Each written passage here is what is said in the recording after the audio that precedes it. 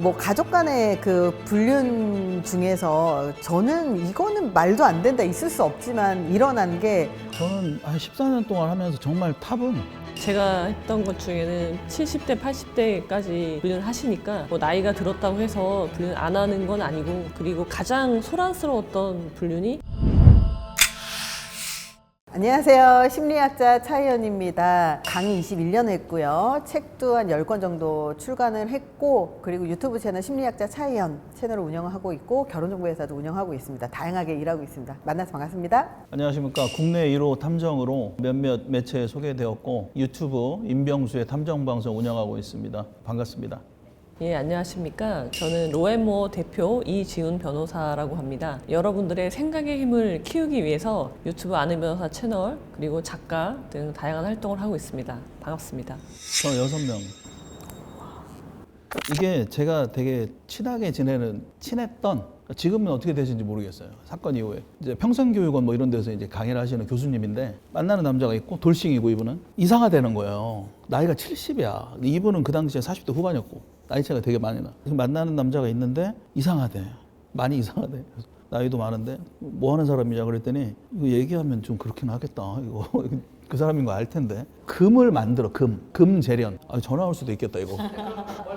자기는 근데 사기예요. 사기인데 금 재련 공장을 운영하는데, 자기가 그따위로 거짓말을 치고 다니는데, 여자가 6명이에요. 구로에 이분이 의뢰인이 살았고, 그 여자 총 6명 중에는 가장 어린 여성이었고, 아름다운 여성이었고, 전화하거나 톡하거나 이런 걸 이제 하는데 계속 걸리잖아요. 나이가 좀 있으니까. 근데 다 마누라야. 마누라로 돼 있는데, 마누라 1, 2, 3가 아니고 마누라의 점, 마누라의 무슨 느낌표 이런 식으로 다 마누라예요. 근데 얘네들이 수원, 화성, 영등포 뭐 이런 식으로 동네가 다 틀린데, 이 사람은 주거가 불분명해요. 주거가 불분명하면 긴급 체포 요건이 되는 것처럼 긴급 체포를 당해야 되는 놈인 거예요. 완전 사기꾼인데, 자는 집이 다 달라요. 그러니까 얘랑 놀고 술 먹고 모텔에 자도 새벽에 일어나서 마누라 원한테 전화를 해서, 저쪽 지방 사람인데 그냥 누가 들어도 마누라랑 통화하는 거예요. 식사는 했는가?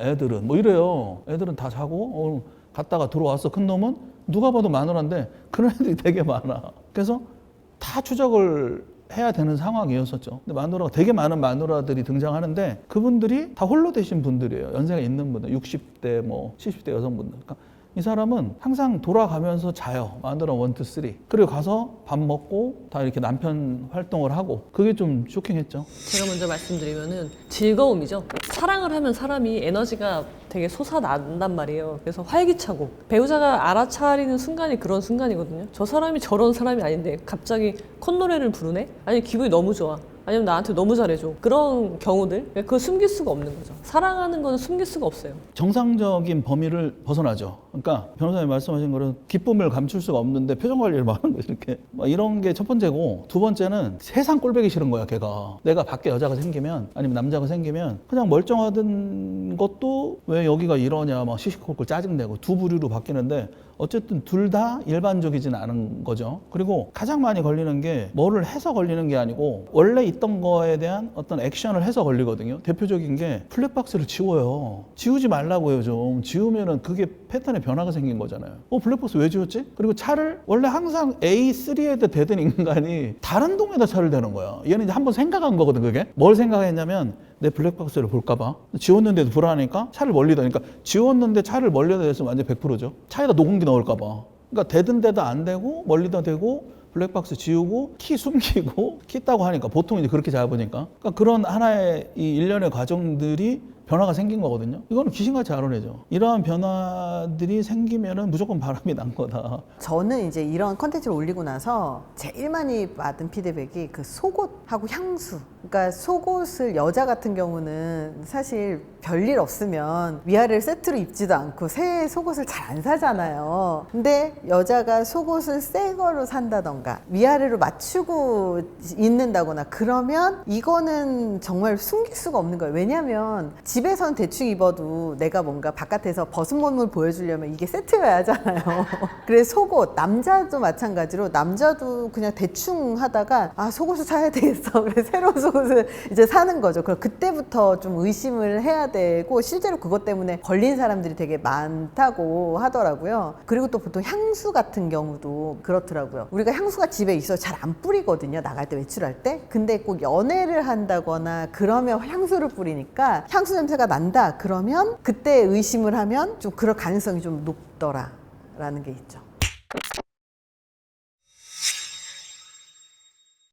일단 3위는 사촌 여동생하고 불륜. 그냥 친한 여동생이라고 이야기를 해서 와이프하고 이렇게 친하게 지내고 이렇게 그 가족끼리 만났었는데 그 여동생하고 좀 너무 친하고 여동생이 자기를 너무 질투하는 것 같더래요. 시기 질투하는 것 같더래요. 그래서 그게 좀 이상해서 계속 관찰을 좀 했었대요. 근데 실제로 그 이 사촌 여동생이 계속 시비를 건다거나 시기 질투를 한다거나 막 이상한 말을 한다거나 이런 것이 좀 이상해서 이렇게 단둘이 만났었대요. 그랬더니 오빠랑 나랑은 원래 결혼하려고 했는데 네가 망친 거야 막 이래서 그래서 이제 난리가 났었던 사건이 있었는데 결과적으로 남편은 불륜 아니다. 그냥 일방적으로 좋아하는 거다라고 했지만 사촌 동생은 해외 유학으로 끝맺음이 됐다는 일이 있었습니다. 실제로 불륜 아니냐라고 해서 사건이 일어난 건 사실 사촌 여동생이 그 언니한테 나랑 결혼하기로 했는데 네가 망친 거다라고 얘기를 해서 그 사건을 알아봤더니 아주 어렸을 때 사촌 오빠인 그 남편이 커서 내가 뭐 오빠한테 시집갈 거야 막 이렇게 얘기하잖아요. 그럼 그래 커서 나한테 시집 와라 이 한마디 하는 게 다였다. 근데 얘는 그거 갖고 결혼할 거라고 생각을 하고 있었던 거다 이렇게 얘기를 했었다고 해요. 그러니까 짝사랑이라고 남편은 얘기를 하는 거고 그러다 보니까 이 사촌 동생만 보내는 거죠. 근데 뭐 너무 생각보다 스킨십도 많고 친하게 지내고 막 이런 것 때문에 불륜 아니냐 이렇게 얘기를 했는데 여자 입장에서 이건 불륜이다. 이렇게 얘기를 했었던 거고요. 뭐 침대 위에서 뭐 이렇게 같이 껴안고 있는다거나 아니면 같이 이렇게 기대고 있는다거나 뭐 이런 것들. 조사를 해봐야 될 것 같은데. 일단 장소가 침대 위잖아요. 의미가 있는 거죠. 우리가 이제 불륜이라는 게 성관계를 염두에 둔 개념이라고 생각을 하는데 법률상 이제 부정행위는 훨씬 더 큰 거거든요. 그래서 이런 경우에 침대에서 사촌끼리 껴안고 있었다. 이거는 뭐 부정행위는 들어갈 걸로 보여져서 충분히 이혼 사유가 될 것 같고. 근데 이제 그걸 잘못 이야기하면은 오히려 의심받을 수 있는 의처증으로 그렇게 공격받기가 쉬워서 일단은 증거를 좀 확실히 잡은 다음에 좀 추궁을 하더라도 해야 되지 않을까 그런 생각이 드네요. 이유는 안 했어요. 그냥 그렇게 믿어주기로 하고 동생만 보낸 걸로. 외국으로 나간 상태예요. 네. 다시 들어올 수도 있겠네요. 그럴 수도 있겠죠. 그때 텀을 잡아가지고 조사를.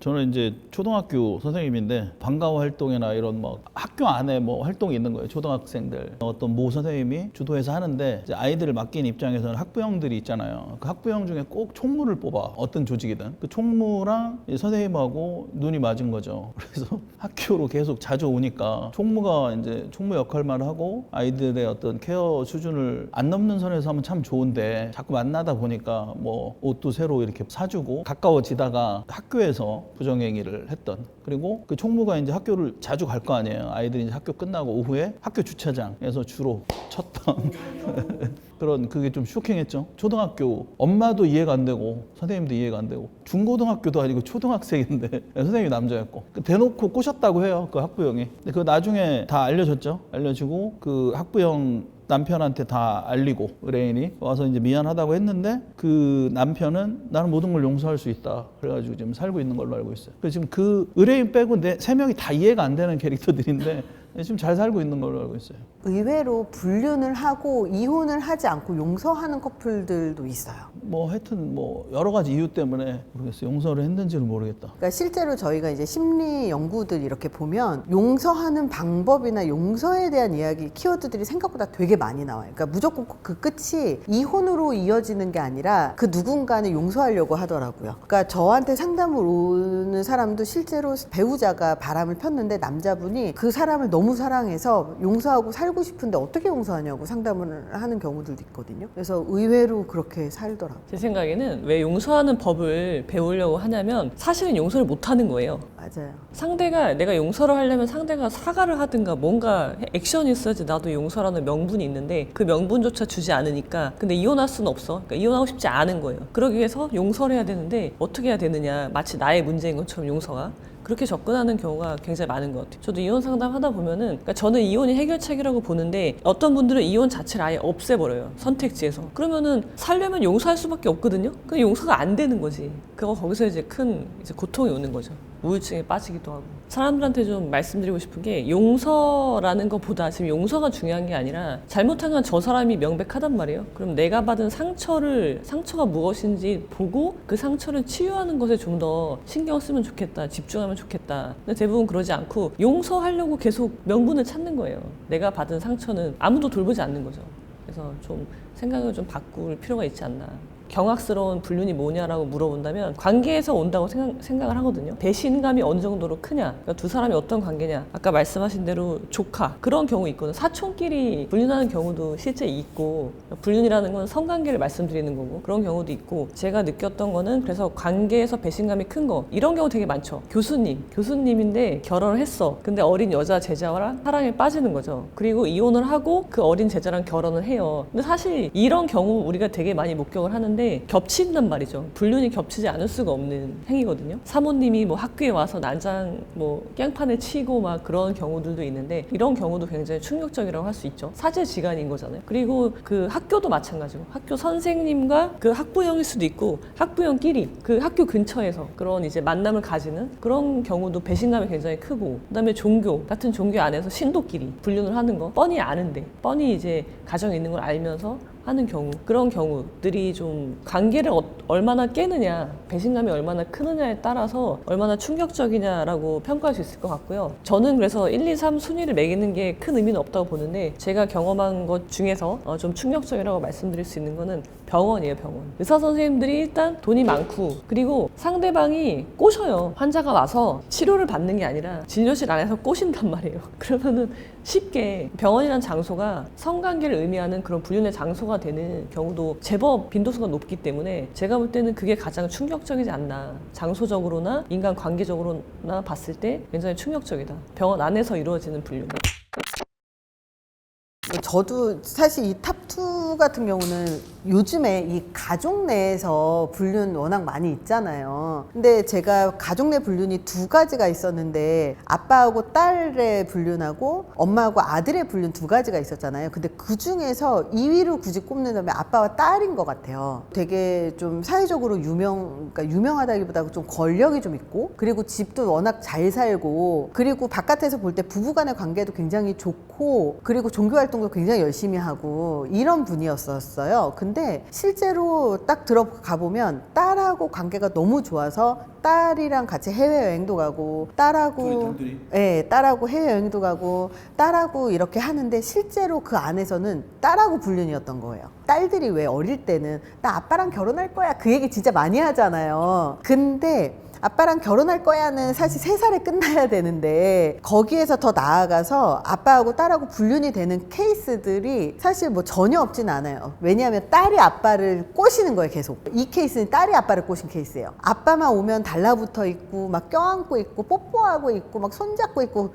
이제 이러는데 왜 아빠하고 딸하고 불륜이 이게 될 수도 있었을 수 있냐면 이 아빠들 남자들이 특히 무슨 얘기를 하냐면 돈을 되게 열심히 벌다 보면 아이가 성장하는 시기를 잘 못 봐요. 그래서 바깥에 일하고 아이를 자는 모습만 이렇게 보다가 어느 날 갑자기 딱 봤더니 아이가 다 큰 어른이 돼 있더라는 거예요. 그냥 내 머릿속에는 그냥 3살, 4살, 5살짜리 꼬맹이였는데 어느 날 정신 차리고 딱 봤더니 다 큰 성인이 되어 있더라는 거예요. 갑자기 진짜 모르는 처녀가 갑자기 저렇게 하고 다니는 것 같은 느낌, 약간 뭐라고 하죠? 어색함? 그래서 그런 경우들을 저는 이렇게 상담하다 듣다 보니까 딸하고 아빠하고 친하면 딸이 아빠한테 많이 이렇게 안기거나 이렇게 하는 경우들도 있어요. 근데 이거하고 합쳐지면 그냥 그 충동에 못 이겨서 넘어갈 수도 있겠다. 근데 그거 자체가 말이 안 되는 거긴 하지만 모성애하고 부성애가 좀 달라요. 그러니까 모성애는 내 배에서 키워서 나왔기 때문에 얘는 나하고 거의 일심동체라고 생각을 해요. 근데 부성애는 그냥 낳았다고 무조건 부성애가 생기는 게 게 아니래요. 근데 그렇게 생각을 했을 때 부성애가 모성애보다는 조금 약하다 보니까 이렇게 딸이 여자처럼 와가지고 앵기고 막 안기고 막 꼬시고 막 이러면 정말 정신이 혹시 놓아지면 그렇게 될 수 있지 않을까 이해를 하려고 노력은 한번 해봤어요. 근데 어쨌든 부모하고 자녀 실제 케이스가 있어요. 그건 정신병 치료받으셔야 될 것 같아요. 그 남자들의 일반적인 속성이라고 얘기하면 안 될 것 같고 그 아버지도 그렇고 딸도 그렇고 둘 다 병원을 가봐야 될 것 같다. 딸을 보고 그런 생각이 들 수가 있을까요? 그러니까요. 이거는 이해할 필요가 없어요. 정신병이기 때문에 이해할 필요가 없고 지금 뭐 변태적인 얘기 나오고 뭐 아버지 딸 얘기 나오고 듣다가 막 정신이 혼미해가지고 뭐 탑2는 저도 이제 가족인데 그때 말씀드린 거거든요. 그러니까 친언니하고 남편하고 내연 관계를 한 10년 했던 사건이고 남편이 10년 동안 바람을 피는데도 인지를 못한 거예요. 정말 철저하게 바람을 핀 거죠. 그런 남자들이 되게 많아요. 제가 사건을 하다 보면 10년의 퍼즐이 막 맞춰지고 이러는데 이 친구들이 되게 좀 머리가 좋은 직업군들인데 의사가 많아요. 굉장히 철저해. 수술하고 소독하듯이 되게 철저하고 제 주변에도 그런 분들이 이제 있어요. 자기가 친한 형인데 내연녀하고 20년 됐대. 근데 형수한테 그렇게 잘한대. 그러니까 보통 잘하는 게 아니야. 물질적으로나 정말 정서적으로 출근할 때 안아주고 지금도 50대 후반인데. 근데 20년 된 걸 동생만 알아. 그런 케이스죠. 남편이 정말 철저했던 거예요. 근데 내연녀가 있다라는 거를 이제 알게 됐는데 그게 언니였던 거지. 근데 이것도 알게 된 것도 언니 남편이 죽었어요. 갑자기 형부가. 그러니까 그전에는 이제 모르다가 형부가 죽으니까 어쨌든 균형이 깨진 거지 지금. 일단 이렇게 두 명 카운트 파트가 밸런스가 맞다가 남편이 죽었단 말이에요. 죽었으니까 일단 심리적으로는 좀 뭐 이렇게 자유로워졌는데 그러다 보니까 이제 이 사람이 더 많은 시간을 그 여자에게 할애를 할 수밖에 없었던 거죠. 언니한테. 나중에 알고 봤더니 언니인 거야. 그래서 이상한 거야. 옛날보다 그러니까 자기의 형부의 죽음과 남편의 외도가 정확히 비례하는 거죠. 그러니까 그래도 그럴 리는 없다라고 생각했지만 탐정한테 의뢰를 해서 추적을 해보니까 상간녀가 언니인 거예요. 그래서 이제 절연을 했고 그런 케이스도 있었고 이것도 이제 제가 말씀드렸던 건데 어떤 남자가 자기 남동생의 아내를 조사를 의뢰를 해요. 자기 와이프도 아니고 자기 남동생의 와이프니까 재수 씨죠? 재수 씨가 이상한 것 같대. 재수 씨가 이상한데 네가 왜 그게 궁금해? 각각 독립된 가정인데 라고 이상하게 생각을 했는데 어쨌든 의뢰를 해가지고 조사를 했는데 남자를 만나요. 만났는데 남동생 있잖아. 그 여자의 남편. 그러니까 그 의뢰인의 남동생하고도 잘 지내. 그러니까 이 남동생은 아내의 외도를 모르는 거죠. 근데 외도도 하고 있는데 이미 오랜 외도는 자기 형하고 해왔던 거죠. 그러니까 이미 자기가 차에다가 위치 추적기도 붙이고 그 여자의 일거수일투족을 자기가 증거를 잡으려고 혈안이 돼 있었던 거야. 얼마나 답답했겠어요. 같이 사는 아내도 아니고 내 동생하고 사는 재수 씨를 흠모하고 그런 관계가 오래됐는데 나 말고 딴 놈을 만나는 거죠. 그러니까 첩이 첩지를 못 보는데 상간남이 또 상간남 꼴을 못 보는 거죠. 그 조사를 의뢰해서 잡아냈는데 이 전체적인 그림 자체를 남편은 몰라. 남동생은. 그러니까 그 난리를 치고 작사를 내고 했는데 남편은 그냥 태풍의 눈처럼 평온하게 인생을 사는 그 남자들이 얼뛴 거예요. 그런 일들이 있는지는 죽기 전에 알란가는 모르겠어. 한 70대서. 그걸 참 보면서 참 답답하다. 그렇지만 저는 또 얘기할 수 없으니까. 어쨌든 의뢰인이었으니까 보안 유지를 해야 되고. 어쨌든 친족 간에 뭐 이런 게 좀 쇼킹했죠. 그럼 그 여자는 형제들하고 다 만난 거예요? 형제 건드리고 딴 놈 또 건드리고 그 딴 놈 건드린 거를 형이 의뢰를 한 거지. 제가 얘기를 해보자면 이순이라고 할 수는 없지만 제가 기억나는 불륜 사례를 말씀드리면은 부부인데 굉장히 화목해요. 결혼 7년 차고 굉장히 뭐 서로 성관계도 활발하고 뭐 하루에 같이 하지 않는 시간이 없을 정도로 출퇴근도 같이 하고 비는 시간이 없는 거예요. 이 남편에 대해서. 그랬는데 이 남편이 어느 날부터 달라지기 시작한 거예요. 그리고 알고 봤더니 이제 불륜을 한 거죠. 남자가. 알게 됐어. 그러니까 이분이 받는 충격이 매우 큰 거예요. 얼핏 보면은 불륜 자체가 충격적이진 않을 수 있는데 이분한테는 내가 7년 동안 알아왔던 그 사람이 아닌 것 같다는 거예요. 내가 알고 있는 사람이 아니야. 그것에 대해서 엄청난 충격이 오는 거예요. 내가 지금까지 누구랑 살았지? 그 생각을 하면서 이제 상담을 온 거예요. 제가 왜 이 사람이랑 이미 불륜을 안 지 한 1년 정도 지났어요. 지금까지 무엇을 하셨냐. 그러니까 이 사람을 용서하려고 했다는 거예요. 한 번이니까. 한 번은 다들 용서한다고 하니까 나도 용서를 해야지 라고 기다린 거죠. 아니 1년 동안 사과를 안 했는데 어떻게 용서를 하시냐. 그러니까 제가 말씀드리고 싶은 거는 용서가 핵심이 아니고 용서를 하려면은 그 전에 과정이 필요한 거잖아요. 그래서 내가 받은 상처 그리고 이분이 되게 심각한 심각한 우울증에 빠지게 되거든요. 대부분은 배우자가 불륜을 하면 특히 믿었던 배우자일수록 내 남편을 안 할 거라고 생각을 하는 분들, 그런 분들이 배우자가 불륜을 했을 때 엄청난 충격에 빠지면서 우울증에 빠진단 말이에요. 근데 그 우울증의 원인이 뭐냐면 배우자가 불륜해서가 아니에요. 왜 나한테 이런 일이 생겼을까? 그것 때문에 우울증이 오는 거거든요. 그래서 용서하려고 자꾸 애쓰지 말고, 그러니까 내가 받은 이 상처를 돌아보고 그걸 치유하는데 좀 더 신경을 쓰면 좋겠다. 그리고 그런 과정에서 상대방한테 문제 제기를 해야 되거든요. 근데 그것조차 하지 못하는 거예요. 심지어는 상간녀 소송을 하는 것도 내가 이걸 하면 괜히 배우자랑 관계가 나빠지지 않을까? 내가 이혼할 거 아닌데 내가 상간녀 소송하면 안 되지 않나? 그런 생각을 하면서 자꾸 내 상처를 이렇게 옆에 치워두는데 그러지 않으시면 좋겠다라는 생각을 해봅니다. 근데 대부분 왜 나한테 이런 일이 벌어졌을까? 이 생각을 하면 그럼 그때부터는 심리적인 문제로 가버려요. 이게 괴롭히는 거거든요, 사람을. 이걸 하면 안 됩니다, 실제로 진짜. 뭐 가족 간의 그 불륜 중에서 저는 이거는 말도 안 된다, 있을 수 없지만 일어난 게 엄마하고 아들의 불륜이었던 것 같아요. 왜냐면 아들은 내가 낳았잖아요. 아들은 내가 낳았는데 이 아들이 성인이 됐다고 이 아들하고 불륜을 하는 그게 말이 안 된다고 생각을 하는데 실제로 그런 사건들이 있었더라고요. 그래서 이거를 남편분이 이야기를 한 건데 벌써 나이가 아들이 로스쿨을 다니고 있을 정도면 얼마나 나이가 좀 있으시겠어요? 근데 우연히 아들하고 엄마하고 성관계 장면을 본 것 같아요. 그게 되게 충격이잖아요, 사실은. 그러니까 그걸 보고 나서 이게 뭐냐 그러면서 이제 와이프하고 막 싸웠는데 아들이 이제 로스쿨에 있다 보니까 엄마를 피신을 시켜서 어떻게 하면 불륜으로 가는 게 아니라 이 남자만 이상하게, 아빠만 이상하게 만들 수 있는 것인가를 이제 설계를 한 거야, 아들이. 그래서 먼저 엄마한테 그 가정의 폭력으로 여성 쉼터로 도망가라. 그래서 도망가게 하고 그리고 나서 아빠를 가정폭력 가해자인 것처럼 얘기를 하게끔 해서 아예 아빠가 엄마한테 접촉을 못하도록 만든 거예요. 그렇게 해서 접촉을 아예 못하게 하고 그리고 그 코칭을 아들이 한 거죠. 근데 진짜 제가 이거를 보면서 정말 재혼 커플이라면 그럴 가능성이 있을 수도 있겠나 싶었는데 실제로는 친엄마, 친아들, 생물학적으로 친구가 변호사 할 거 아니야 나중에. 그렇죠. 로스쿨 나와서. 맞아요. 이게 되게 좀 무서운 것 같아요. 저는 한 14년 동안 하면서 정말 탑은 카사노바 사제. 그게 한 7, 8년 전이니까 이제 40대 됐겠네. 걔는 사제를 안 해요 지금. 나 때문에 잘려가지고 그때. 사제인데 여러 여자들을 건드려요. 사제실에 데리고 가서 안마 커튼 딱 치고 하고 1시간 정도 후에 여자가 머리 다 젖은 상태로 이렇게 나오고 불안한 표정으로 막 영화를 보는 줄 알았어요 저는 그걸 보면서. 근데 얘도 유부녀고 여자가. 이거를 의뢰한 사람이 그 여자 중에 한 명이에요.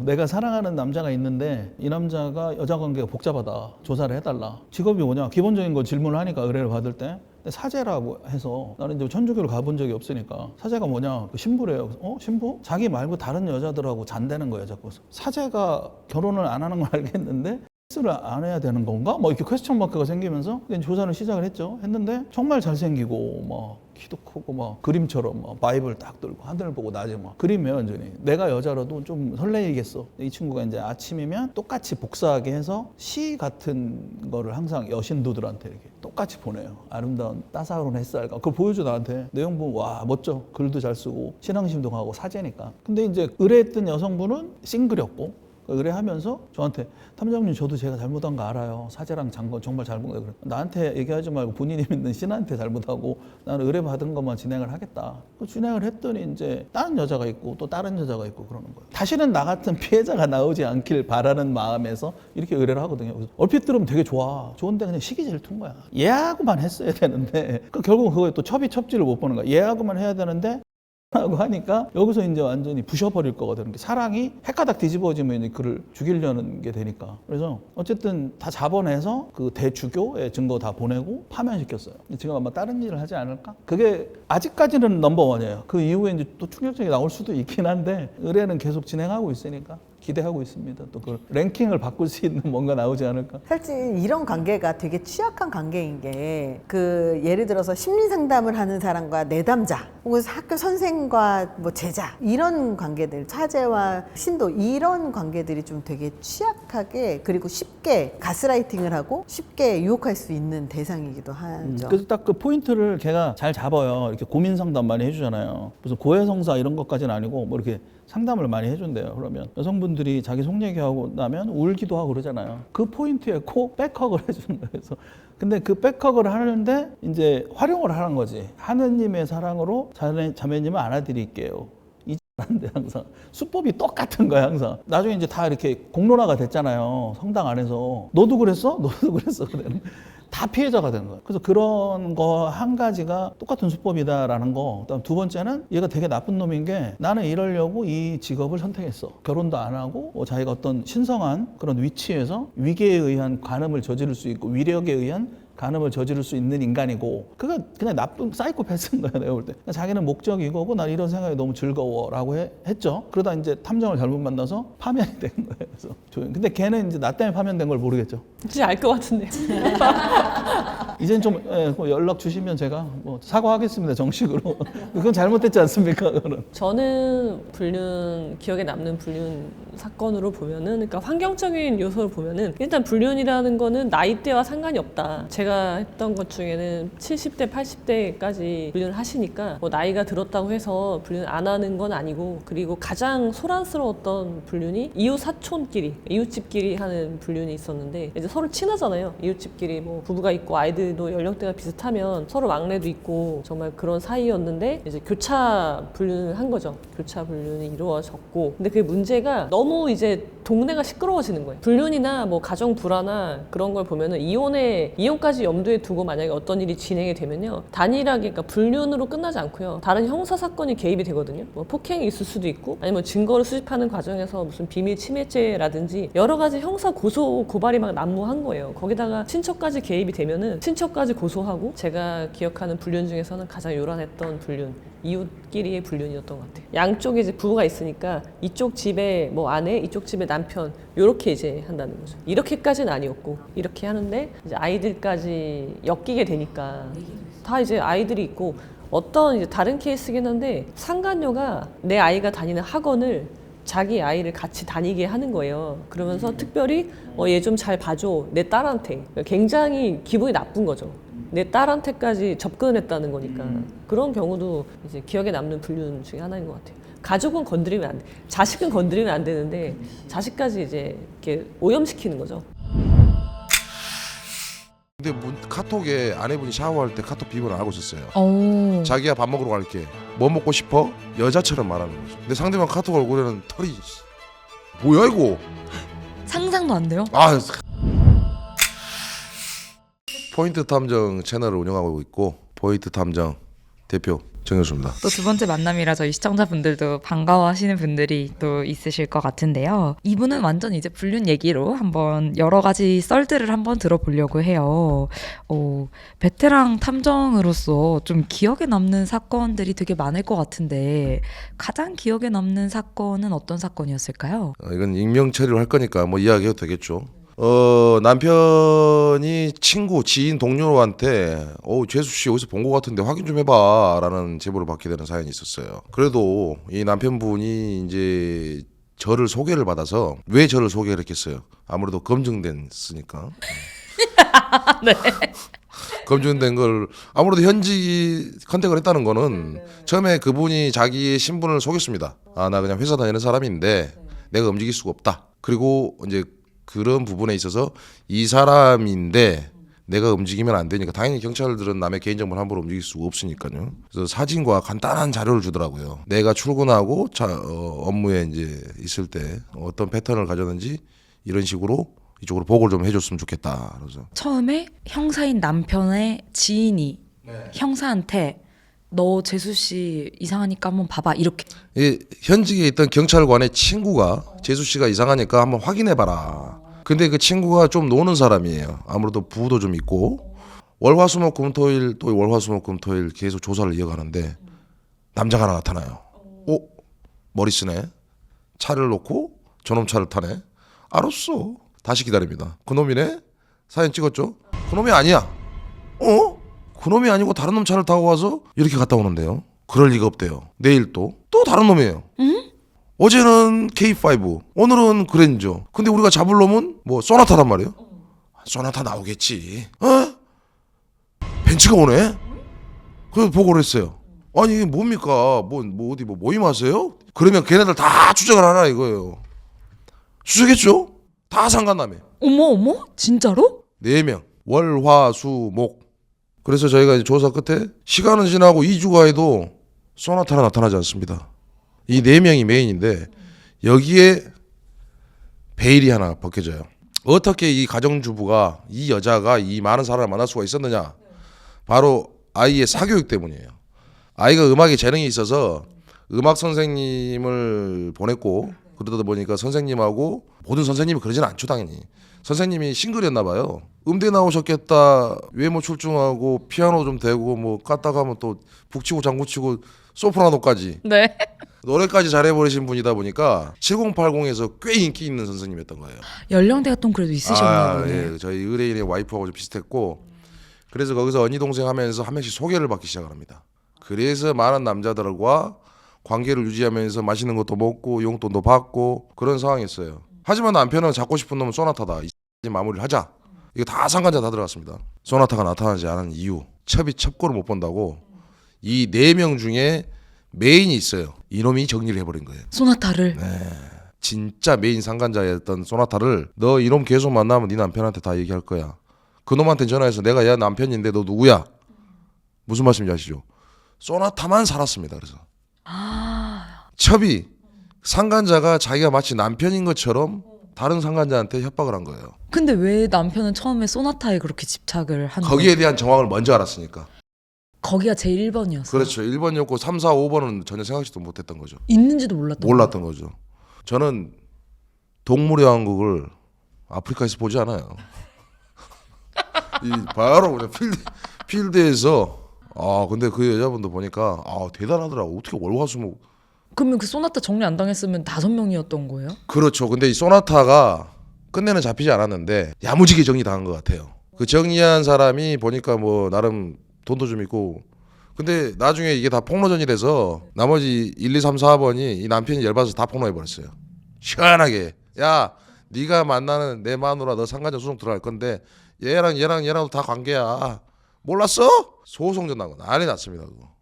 뭐 이 사람 만날 때는 뭐 아는 오빠다 뭐 이렇게 하면서 원래 그래요. 여러 사람을 만나는 사람은 자기가 유부남이든 유부녀인지 알고 서로 만나거든요. 남자가 유부남이고 여자가 아가씨일 확률은 거의 없어요. 둘 다 유부남과 유부녀이기 때문에 서로가 서로를 지켜준다. 그리고 서로가 서로를 만날 때 내 아내와 내 남편의 욕을 그렇게 해요. 그리고 서로가 이제 만남이 끝나고 집에 가게 되면 서로가 보호하기 때문에 연락도 없고 카톡도 없고 아무것도 안 합니다. 서로의 단점을 보호해주고 강점은 합공을 해주고 좀 일반적인 배우자들이 잡기는 힘들죠. 그 사건이 그래도 남자가 제가 3, 4명까지 만난 건 봤는데 아무래도 능력이 있으시니까 뭐 술 안 드시고 뭐 맨날 운동하시고 그러다 보면은 뭐 옆구리에 약을 하나씩 갖고 다니시니까 알약 파란 거 하나를 먹으면 짱짱하거든. 그래 많아요. 내 남편 차에서 약이 나왔어요. 진짜? 많습니다. 이거 70 다 됐는데 이거 왜 갖고 다니는 거야? 혈액순환 안 돼가지고 탈모약이라고 해가지고 이거 뭘 한다고 그거 드시고 말해 여자가 이렇게 하는 경우도 있으니 믿는 사람도 있겠죠. 진짜? 네. 그러면 근데 60, 70세 분이셨던 거예요? 제가 제일 최고 연자가 86이었나? 86세 있어요. 외도를 하시는 분이? 예. 여기 저 어르신이. 그러면은 만난 여자들은 60대 후반이나 60대 초반. 그래도 80이 넘었지만 이게 쩐이 되니까 이제 뭔가 그런 관계를 유지를 하는 거죠. 근데 이 말로는 이 따님들 2분이서 저한테 의뢰를 했던 건데 결과를 알고 나서 따님들도 그 자리에 주저앉았어요. 왜? 내가 존경하고 내가 평생을 감사하게 여겼던 내 아빠가 내 엄마를 근데 이유가 이거였어? 뭐 이런 거였죠. 네, 그 60대 후반 그 여자는 상간자 소송과 함께 구속됐습니다. 왜요? 아버지가 한 8억 정도. 꽃뱀이에요, 꽃뱀. 여기서 지역을 말해버리면 바로 나오기 때문에 말씀 못 드리겠고, 그게 몰랐죠. 저희도 돈이 그렇게 들어갔는지는. 그게 바로 비아그라의 힘입니다. 내 남편이 약을 먹었는데 가지고 다니는데 나한테는 쓴 적이 없어. 근데 여기서 얼굴이 쾌해서 와. 파이팅하고 온 거라고 이게. 그리고 저희가 참여하잖아요. 어디 가겠어요. 다 그래요. 이게 당연히 나이가 50대 60대 되시는 분들은 저희 의뢰인들께서는요 시원하게 얘기해요. 아니 나한테 쓰지도 않는데 무슨 남 부끄러 죽겠다고 창피스럽게 이게 무슨 짓거리인지 이게 뭐냐고 약국에서 물어봤는데 비아그라라는데 나한테 쓰지도 않는 그러면 이렇게 불륜 상대가 지금 각양각색이잖아요. 오늘 얘기만 들어봐도 뭐 올케도 있고 86세도 있고 이러는데 뭐 동성이었던 경우도 있나요? 있죠. 동성도 있었고 남성이 여성이 된 분하고 이제 오. 대표적인 연예인들 몇 분 계시잖아요. 뭐 그런 비슷한 케이스도 있었고 저희들도 이 일을 했을 때 종종 이렇게 문의가 들어오는데 그 사람들은 티가 나요. 조금 여성스러운 제스처, 여성스러운 의상과 화장품들, 또 자세라든지 말투에서 마치 여성미가 좀 풍기는 분들이 있어요. 스타일 말고 진짜 그렇게 좀 느낌이 뭐 영화도 되기도 했는데 그 남성과 남성을 잡은 케이스도 다르고 여성과 여성을 잡은 케이스도 달라요. 남성과 남성을 잡았을 때는 이분이 아무래도 경제적 여력이 되니까 젊은 남자를 집 주변으로 집으로 얻어놨더라고요.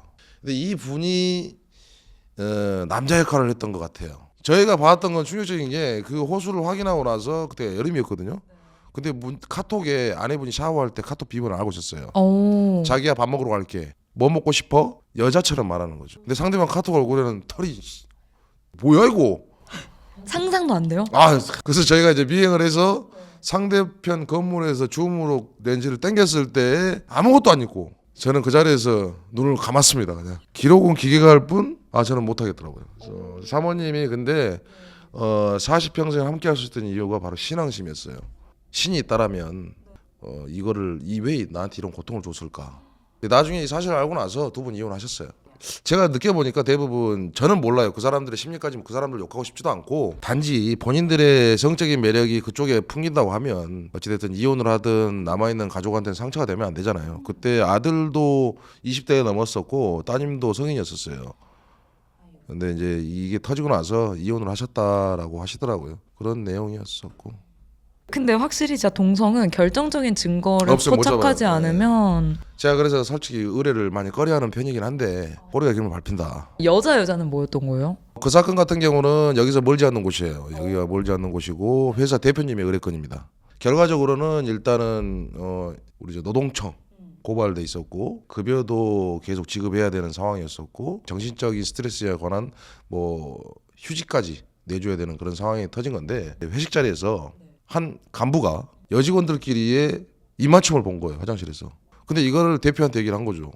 대표님 쟤들 뽀뽀하던데 뭐 여자들끼리 뽀뽀하다고 그 얘기를 했는데 그거를 또 이 여자들 귀에 들어간 거예요. 그 얘기가 녹음이 된 거예요. 회사 그 CC캠에 이 사진하고 했던 내용들이 녹음이 돼버린 거예요. 근데 그거를 우연치 않게 다른 직원이 봤고 그걸로 뭐 한탕을 뜯으려고 했는지 어쨌는지 모르겠어요. 그래서 그걸로 인격 모독에 뭐 노동청에 고발하고 난리가 났습니다. 근데 이 회사 대표는요 미치겠는 거예요. 내가 본 게 아니라 나도 들은 걸 얘기한 건데 맞을 수도 있는 거고 아닐 수도 있겠지만 굳이 이렇게까지 뭐 합의금에 뭐 휴직은 뭐 얼마 줘야 되고 뭐 노동청에 고발 조사 받아야 되고 그래서 이분은 결정을 합니다. 누구한테? 저한테. 제가 사무실에 방문했을 때 그 여자분들이 이미 지금 뭐 퇴사 처리가 아니라 휴직 처리가 돼 있는 상태. 제 차에서 대화를 들어보니 이런 상황인데 이걸 밝혀볼 수 있겠냐. 그럼 입맞춤을 했다는 내용을 안 게 이사인데 그 이사랑은 또 가족 같은 지간이에요. 뭐 형제 사촌 지간 이런 가족 경영이라서 그 사람이 엿을 먹이려고 하는 것 같지는 않고 보셨냐 그때 봤다. 그러니까 대표한테 얘기를 한 거고 열흘 정도는 더 따라다녔던 것 같아요. 뭐 먼치감치 뭐. 근데 이 둘이 친하긴 꽤 친하더라고요. 언니 동생 하면서. 근데 사건이 터지는 게 아침에 둘이 낮술을 해요. 낮술을 하고 점심 되기 이전에 노래방을 들어가더라고요. 저도 손님으로 들어갔습니다. 오. 근데 술이 들어갔는데 노래가 음악이 나오는데 노래를 안 하네? 방을 잘못 들은 것처럼 문을 확 열었어요. 미안합니다 라고 열었을 때 둘이서 미안해요. 미안합니다. 죄송합니다. 그거 어떻게 찍었어요? 뭐 저희가 여러 가지 장비가 있으니까 이제 그게 뭐 그거 어떻게 됐어요? 결국에는 어떻게 돼요? 전부 다 저기 고소 취하하고 본인들 자진 사퇴하고 뭐 그렇게 거기 저 회장님 지금 모르겠어, 뭐 차 바꿨다는 소리가 있던데. 요즘. 마음이 편해지면 남자들은 차부터 바꾸나 봐. 아 진짜 웃기다. 많은 사연들이 많아요. 근데 이게 해결할 수 있는 분야가 있고 안 되는 분야가 있는데 사연 속에 답은 있습니다. 아니 그러면 이런 사실을 알게 됐을 때 의뢰인들은 좀 배신감에 찌들어서 좀 복수를 하고 싶어 하시는 분들도 꽤 있을 것 같아요. 복수라면 내가 너랑 안 살면 그만인데 니들도 알아라. 내 가정이 깨졌으니까 니도 깨져봐라. 증거에 소장 끼워서 바로바로 다 전송해버리는 거예요. 내 가정을 깼고 니도 가정 있잖아. 그래서 이제 복수전은 대부분 그렇게 시작을 해요. 아니 증거도 이유도 없이 막 전화하고 그러신 분들이 있는데 찾아가고 그거는 아파트도 이제는 불법 주거 침입이에요. 그렇게 함부로 증거 없이 하면 안 되고 확실한 증거가 있다라면 내가 받은 고통 니도 받아봐라. 너는 행복할 줄 알아? 그게 가장 깔끔하고 현명한 복수예요. 뭐 법리적으로 얼마든지 충분히 복수할 수 있기 때문에. 그러면은 그런 그 상간남이나 상간녀의 직장에 찾아가시는 분들도 많았어요. 맞상간 사건도 있었고 맞상간 같은 경우는 남자분이 정말 점잖으신 분이더라고요. 어찌됐든 바람 피셨지만 본인이 먼저 걸렸는데 너무 계획적이었다. 내용은 이래요. 별거 아닌 별거 일 때문에 따로따로 살고 있었는데 그날 와이프가 수도권에서 지방으로 출장 간다고 얘기를 했고 만나던 여자친구를 집으로 불렀다. 그리고 함께 좋은 시간을 가졌는데 뜨거울 때쯤 비밀번호를 누르고 들어오면서 카메라를 들고 들어오더라. 너무 계획적이잖아요. 와이프가? 네, 와이프가 그걸 잡기 위해서 계획적으로. 근데 저한테 이제 본인이 이렇게 부정행위를 해서 걸렸는데 모든 걸 뺏기게 됐어요. 저는 그랬죠. 왜 바람을 피워가지고 이 사단을 만드세요? 근데 뭐가 문제인데요? 너무 계획적이었습니다. 저희를 고용하게 된 이유는 뭐냐? 너무 계획적이었는데 자기가 만나는 여자친구의 사무실에 와이프가 쫓아가서 난리를 친 거예요. 직장 동료를 다 보는 데서 부당탕탕탕을 한 거죠. 근데 같이 간 사람이 있더라고요. 같이 간 사람이 남자가 있었어요. 그래서 그 영상을 보면서 제가 물어봤죠. 의뢰인한테. 이 남자 누굽니까? 자기 와이프랑 나도 잘 알고 직장 동료라고. 자기도 잘 아는데 밥도 같이 먹고. 근데 왜 그렇게 생각을 하시죠? 그럼 어떻게 생각해요? 우리 결혼할 때도 그랬는데. 참 답답하시네. 그 남자가 원래 와이프의 상간남이었고 둘 다 내연남 내연녀가 있었던 거고 이쪽 남자가 먼저 터뜨린 거예요. 조종을 해서 사람을 써서 계획을 잡고 현장을 덮친 거고 거기에서 축배를 들고 있을 때 저희한테 역으로 걸린 거죠. 진짜? 편의점에서 뭐 샴페인도 사고 뭐 그러다 저희가 한참 조사를 했는데 둘이 또 같이 살더라고요. 남자 집에서. 어머? 주말 부부지만 호적만 주말 부부고 진짜 부부는 따로 있고 이렇게 서류상 부부 뭐 또 몸으로 부부 이렇게 따로. 아니 근데 얘네는 왜 여기를 잡은 거예요? 자기네도 그런 관계가 있으면서? 재산에 대한 이득권과 이혼에 대한 깔끔함을 빨리 처리하기 위함이죠. 유책백을 먼저 만들면은 아무래도 소송을 먼저 들어올 수가 없으니까 협의로 가려고 그러는 거예요. 야, 너 이거 집 있는 거 그냥 포기하고 나가. 나 더러워서 너랑 못 살아. 뭐 이런 상황이 돼버린 거예요. 그러니까 남자는 뭐 내가 잘못했으니까 그래서 이제 답답한 마음에 그런 걸 잡는 저한테 먼저 물어본 건데 제 얘기를 듣자 보니 에래? 근데 그래서 이제 이게 맞상간이 돼서 다시 이제 반듯해졌죠. 그냥 깔끔하게 이혼? 똑같이 나누는 걸로. 아마 집에 있는 쌀도 같이 한 대씩 나눴을 거예요. 거기는 부부가 아니야. 거기는 부부가 아니었어. 진짜 탐정이 뭔지 아시겠죠? 이게 실전이다. 뭐 저희는 말로 하지 않아요. 행동으로 보여줍니다. 들으면서 궁금했던 게 세대가 많이 바뀌면서 뭐 요즘 MG 되게 많이 하잖아요. 그런 젊은 층의 의뢰도 혹시 받아보신 적이 있으세요? 많죠. 20대들 의뢰도 많고 초혼조사, 재혼조사도 많고요. 한 번에 아픔이 있는 이혼남과 이혼녀가 다시 사랑을 할 때 한번 확인해보고 싶은 거. 그 다음에 온실의 화초처럼 키운 내 자식, 내 딸, 아들 이 사람이 만나서 인사를 시켰는데 과연 내 며느리로 내 사위로 되어도 되는지. 아무래도 이제 말씀드린 MG 개방적이고 자유롭고 뭐 이러다 보니까 저희 시대 저보다 더 어린 시대 의뢰인들께서는 내 자녀가 만나는 사람이 정상적인 사람인지 올바른 사상을 가지고 정말 이 직장이 맞는지 등을 확인하고. 그런 거는 얼마인지 여쭤봐도 돼요? 돈이요? 네. 궁금할 수 있잖아요. 탐정 의뢰 비용. 사건마다 현장은 달라요. 기본적으로 현장에 직원들이 2명씩 나가야 되기 때문에 하루에 60~70은 씁니다. 인건비하고 밥 먹고 기름값 하면. 제가 아마 파혼율이 꽤 높을 거예요. 제가 조사하면. 털어서 먼저 만난 사람은 거의 없거든요. 하지만 제가 결혼시킨 커플 중에 또 기억에 남는 커플 전직 대통령과 함께 사진을 찍으신 장성의 집입니다. 이 드라마에 나오죠. 네, 성북동입니다. 굉장히 대단한 집이에요. 그 집에서 며느리를 드리는 사건인데 사모님은 굉장히 아주 뭐 한복만 안 입었지 마치 신사임당 씨 정도 되는 그 정도 기품을 가지셨고, 며느리감을 아들이 데려왔는데 좋은 학교 좋은 집안에서 그렇게 키웠는데 며느리를 마음에 안 든다 이거예요. 어디 우리 집안에 저런 여자를 데려왔냐. 의뢰인은 괜찮아서 한번 확인해보고 싶은 거죠. 확인해드렸죠. 근데 여기는 결혼했습니다. 예, 결혼했고 제가 적극 추천드린 이유, 제 조언이 얼마나 영향력을 미칠지는 모르겠지만 내가 만약에 아들이 있어서 며느리를 드린다면 전 결혼시킵니다. 저희가 봤을 때는 참 참한 사람이에요. 하지만 역으로 이제 또 안 좋은 사례는, 이거는 재혼 조사예요. 주식 펀드 매니저에서 이름깨나 날리는 사람이었고 여성분도 이혼하면서 재산을 좀 가지고 나온 사람이에요. 우리가 함께 살기 위해서 뭐 어디에 땅을 사서 집도 짓고 있는 상황이었고 근데 여성분이 저한테 의뢰를 하셨고, 내 남자친구지만 가끔 이렇게 연락이 안 되고 하면 좀 답답하다. 의뢰를 받아서 착수를 했습니다. 사실 그 주식에 관한 일을 했던 건 맞는데 백수였어요. 어잉? 그냥 자기 퇴직금이나 있는 돈 가지고 노는 논팽이었고, 주말에 조기축구를 간다 해서 따라가 봤더니 마사지샵 다니셨고, 그다음에 이제 충격적인 것은 다른 여자가 또 있었어요. 근데 그 여성분은 이미 그 사람과의 2차선을 위해서 이제 집을 짓고 있는 상황이잖아요.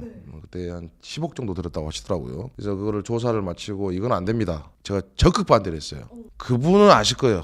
정말 제가 창피해서 진짜 카페 테이블에 의뢰인과 제가 만났어요. 사진을 한 장에 싹 주면서 하지 마세요. 이건 아닙니다. 거기서 무릎을 꿇고 대성통곡을 하시는데 두 번째 아픔이잖아요. 그 아픔은 본인 아픔인데 문제가 있어요. 주변 사람들이 봤을 때 내가 이 여자한테 상처를 준, 야 뭐야? 예? 야, 뭐야? 들려요? 야 저 얼굴에 제비는 아닌데 저 뭐야? 그만하세요. 제발 일어나세요. 네, 그렇게 저까지 상처받은 사연. 그분들은 헤어지셨나요? 당연히 헤어졌죠. 다행이다. 그거는 안 되는 거예요. 많아요 사연이 뭐. 그러면 그런 사연들을 갖고 있으신 분들은 어쩔 수 없이 이제 탐정 업체를 찾을 것 같아요. 저 같아도 이런 얘기를 들어보면. 근데 서두에도 말씀해 주셨지만 이렇게 좋은 탐정 업체가 있고 사기꾼인 탐정 업체가 있는데 그걸 혹시 구별하는 방법이 있을까요? 탐정을 찾을 때 가장 의뢰인들이 먼저 말씀을 하세요.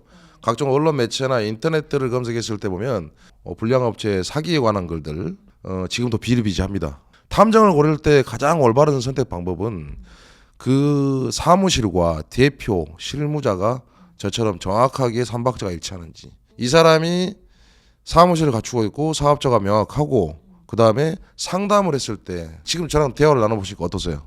전문가적인 부분이 웃겨요. 아니 탐정으로서의 전문가적인 이게 저희 실화를 보통 접어. 그래서 이제 탐정을 고를 때는 사업자 번호라든지 사무실 정확하게 확인하시고, 그 대표자에 대한 전문성 직접 확인하시고, 이게 가장 기본이고, 그 다음에 피해 사례들을 보면은 대부분 그래요. A라는 사람이 의뢰를 했으면 B라는 사람을 조사를 해야 된단 말이죠.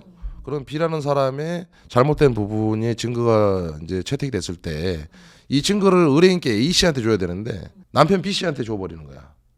보세요. 의뢰인 A 씨한테 몇백만 원 받았지만 이 증거 영상이나 증거 때문에 이 B 씨와 내연녀는 어마어마한 소송을 받아야 되잖아요.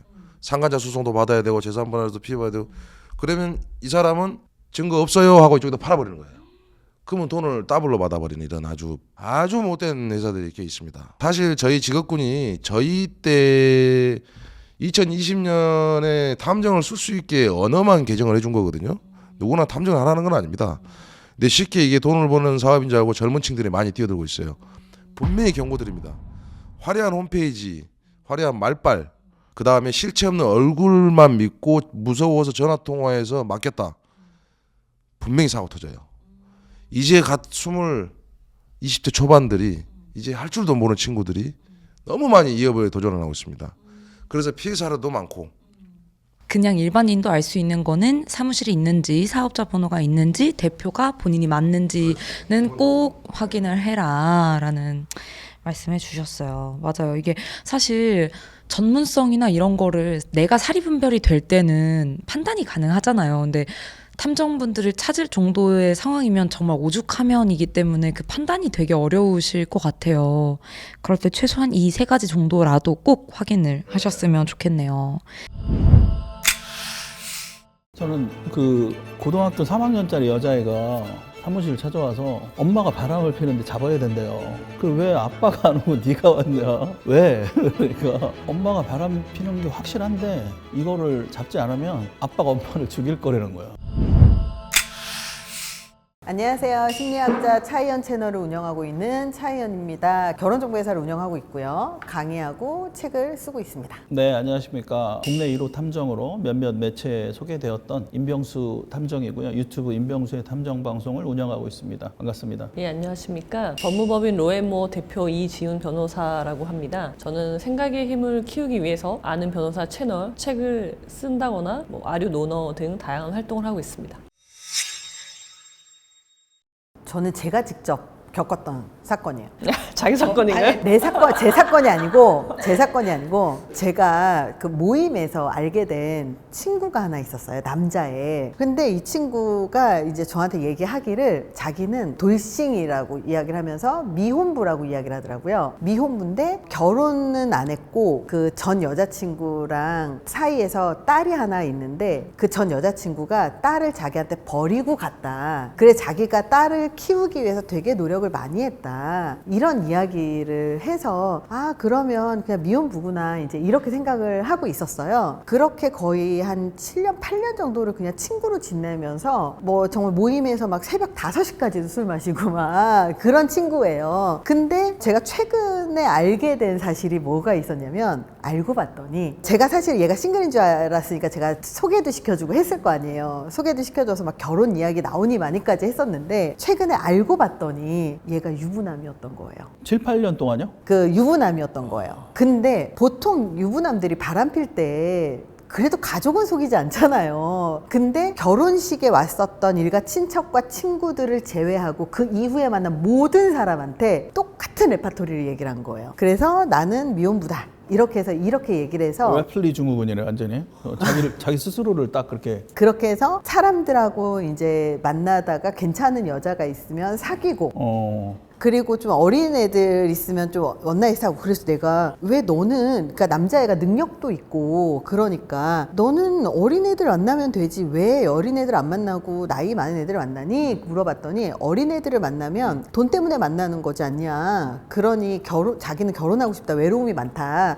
결혼하고 싶다. 그래서 어린 친구들은 그냥 원나잇만 하고 대화 좀 통하고 그런 친구들을 만나고 싶다. 그래서 만나는 애들이 거의 비슷한 한두 살, 두세 살 차이 나는 그런 친구들이었는데 꼭 전문직 혹은 되게 좀 유명하거나 아니면 좀 똑똑하거나 이런 친구들이었던 거예요. 그래서 최근에도 작년인가 재작년인가 제가 소개시켜준 친구하고 막 결혼하니 많이 상견례를 하니 많이까지 이야기가 나오고 저한테도 상담을 하기를 아 얘랑 결혼을 하고 싶은데 이것 때문에 결혼할까 말까 고민 중이다 이러면서 결국은 헤어졌어요. 그리고 굉장히 되게 좀 그 마음 아파하길래 위로도 좀 해주고 이렇게 했는데 알고 봤더니 이 친구하고 또 형 동생하는 너무 친한 동생이 저한테 그냥 누나 남의 이야기라서 사실 굳이 내가 얘기할 필요는 못 느꼈는데 사실 그 형네 집에 간 적이 있어 이러는 거예요. 그리고 형네 집에 갔더니 집이 60평인데 반 정도로 나눠져서 반이 미닫이문으로 이렇게 나눠져 있대. 되게 두꺼운 문으로. 그래서 새벽에 술 마시고 들어가서 이제 잤는데 둘이 이제 잤을 거 아니에요? 자고 일어났는데 갑자기 미닫이문이 확 열리더니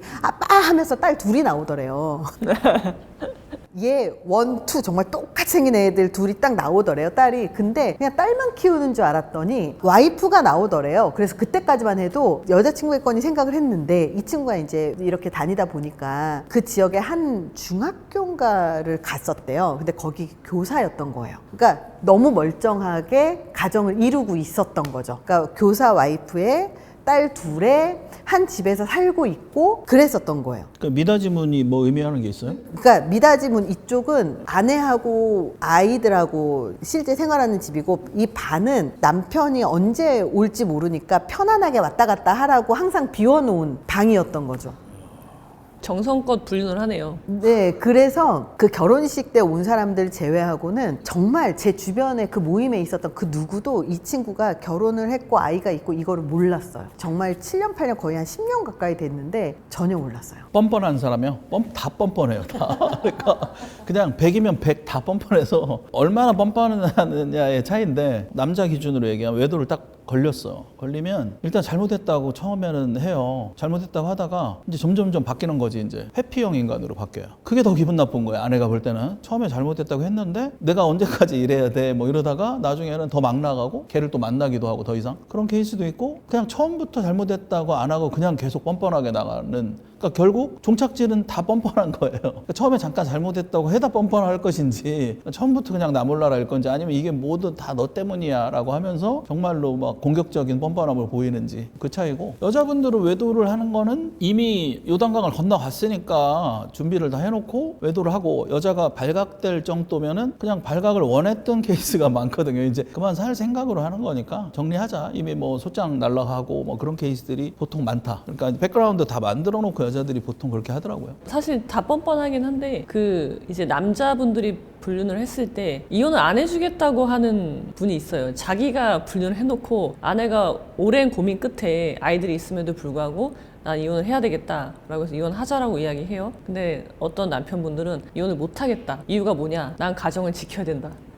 그런 말도 안 되는 이야기를 하는 많아요. 경우는 네, 지가 매우 펴놓고. 많고요. 그런 분도 많아요. 너 때문에 내가 바람 핀 거야라고 말하는 사람 되게 많은데요. 그거 왜 그러냐면 그걸 또 받아줘요. 아내분들이. 남편이 내가 바람 핀 거는 네가 나를 외롭게 해서 그래. 그런 식으로 핑계를 대면은 아내분은 그거를 또 명분을 삼고 싶은 거예요. 용서해주고 싶은. 아 그래 나도 잘못했지. 아이 키우고 일하고 가사 일 하다 보면 당연히 남편한테 신경 못 쓸 수밖에 없잖아요. 근데 그거를 합리화시키는 거예요. 아내분이 스스로. 그래서 용서할 수 있는. 그러니까 나도 잘못했지. 이 잘못의 크기가 다르거든요. 완전히. 내가 한 잘못이 1이라면 제가 한 잘못이 99인데 잘못이라는 그 테두리 안에 들어오니까 그래 우리 둘 다 잘못했으니까 다시 잘 살아보자 라고 하기 위해서 아내분도 남편이 하는 그 뻔뻔한 말 있잖아요. 너 때문에 바람 폈어? 그 말을 수긍하는 경우는 진짜 많아요. 그리고 제가 뻔뻔함의 극치라고 말씀드릴 수 있는 사례가 상간녀예요. 상간녀인데 불륜이 들켰어. 오래 사귀었어요. 오래. 한 불륜을 한 4, 5년 한 거예요. 그리고 나서 들켰단 말이에요. 아내한테.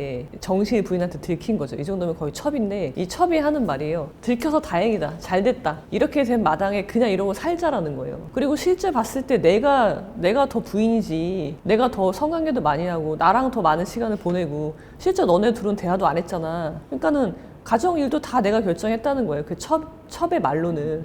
그러니까 내가 오히려 부인이다. 이러고 살자라는 분도 종종 있습니다. 답이 안 나오는 거죠. 그러면. 남편은 그냥 뭐 가만히 있어요. 중간에서 그냥 둘이 해결하라는 식으로. 그러면 이런 상황이 되면은 본부인 입장에서 어떻게 되냐면 그러니까 제가 잘못된 곳에 나를 두면 그렇게 되거든요. 내 생각이. 첩이 그렇게 이야기를 강하게 하면은 나도 이혼할 생각은 없어. 그러면은 첩이랑 경쟁을 해요. 내 남편의 사랑을 얻기 위해서 둘이 경쟁하는 구도가 된단 말이에요. 되게 뻔뻔한 사례는 매우 많습니다. 지금 말씀하신 것처럼 최근의 사건인데 의사예요. 얘도 의사인데 그러니까 여자들이 자기 오늘 뭐 먹을래 이런 대화들을 하는 거 되게 좋아하잖아요. 남편하고. 근데 이제 관계가 단절된 가정들이 많으니까 자기 회사나 병원이나 의사결정을 첩하고 해요. 항상. 나 오늘 무슨 일이 있었고 매일 통화하니까 아내하고는 안 하는 거야. 그러니까 실질적인 와이프예요. 그 여자가. 그래서 심지어는 오빠 오늘 이거 할 거 다 처리했어? 누가 들어도 와이프거든. 근데 남자 입장에서는 그런 게 필요한 거예요. 남자 입장에서는. 아내랑은 그게 안 되니까. 이야기하고 이렇게 하다가 모든 속속들이 애 졸업식 잘했어? 이거는 첩이 더 잘 아는 거지. 굉장히 충격적인 거죠. 사실은. 예. 아내 입장에서. 실질적으로는 부인 역할을 다 하는 거죠. 그러니까 어플이 사람을 새로 만나기에 되게 쉽잖아요. 그러니까 어플로 바람을 피는 경우들도 종종 보이는 것 같아요. 왜냐하면 검증 자체가 안 되니까. 그리고 혼인관계 증명서에 보면 저도 한번 떼본 적이 있거든요. 혼인관계 증명서 떼보셨어요 혹시? 저희는 많이 떼죠. 아 그래요? 그 띄다 보면 왜 전체가 다 나오는 게 있고 현재 상태만 나오는 게 있고 그런 게 있잖아요. 근데 또 그거를 갖고 또 이렇게 포토샵으로 수정을 할 수가 있어서 포토샵으로 수정을 해서 이제 제출을 하거나 네 맞아요. 네, 그거를 하는 경우들도 있어요. 그래서 그래서 그 어플에서 보면 애인이라고 해서 막 만났는데 알고 봤더니 유부남이고 유부녀고 이런 케이스들이 꽤 많은 것 같아요. 어플에서 만나는 건 되게 많아요. 어플도 굉장히 종류가 많은 것 같고. 그리고 특히 이런 것들을 검증을 하지도 않고 안 그거를 하죠. 검증을 하지 않는다고 해서 법적인 책임을 지지 않다 보니까 그러니까 사실 결혼정보회사 같은 경우 법적인 책임을 지거든요. 이게 만약에 서류가 잘못됐는데 뭐 못했다거나 아니면 그러면 책임을 질 수밖에 없는데 어플 같은 경우는 그냥 플랫폼이잖아요. 그래서 그들이 그렇게 한 거죠. 우리 책임 아니다 그러니까 할 수 있는 방법들이 거의 없는 경우들이 많더라고요. 제가 말씀을 드리면요. 난처한 경우가 불륜은 이제 자기들한테는 사랑이니까 사랑을 하니까 둘이 같이 와요. 손을 붙잡고 온단 말이에요. 그래서 나는 이혼할 거다 와이프하고. 그러니까는 그 소송을 해달라. 나는 이혼할 거고 새로 결혼할 거니까 그렇게 오시는데 마음이 바뀌시는 경우가 가끔 있단 말이에요. 왜요? 그러면은 이게 좀 갑자기 같이 왔던 올 때는 같이 올 정도로 모든 걸 공유하는 사이였는데 중간에 소송이라는 게 금방 끝나는 게 아니거든요. 그러면은 가족들도 개입하고 부모님 이야기해 아이들도 이제 눈에 밟히겠죠. 어떤 경우는 아이가 가정 불화로 인해서 갑자기 무슨 틱장애가 와. 그러면은 이제 부모의 마음이 더 커지겠죠? 사랑하는 마음보다. 점점 그러면서 마음이 변하는 거예요. 이 사람이. 그러면서 이혼을 지금 하는 건 아닌 것 같다. 그런 식으로 이야기를 해. 뭐 그럴 수 있는데 그럼 이 같이 왔던 분은 속여야 되잖아요. 이 같이 왔던 분한테 이 사정을 이제 공유하면 안 되잖아요. 그런 이제 변수가 생기는 경우들이 있는데 그럴 때는 좀 난감한 거죠. 그러니까 난 의뢰인의 요구에 그러니까 충실하게 이행해야 되니까 이제 이분은 제3자니까 정보를 공유해서도 안 되고 그런 상황이 되는 거죠. 그러면 이분은 이제 낙동강 오리알이 되는 그런 상황이 이제 변호사로서는 조금 난감한 상황이 될 수 있는 거죠. 근데 저는 낙동강 오리아라고 생각 안 하는 이유가 걘 또 있어요. 그런 애들은 항상 환승을 준비해놓고 거리 두는 거지. 난 어떻게 뭐 이런 사람 없어요.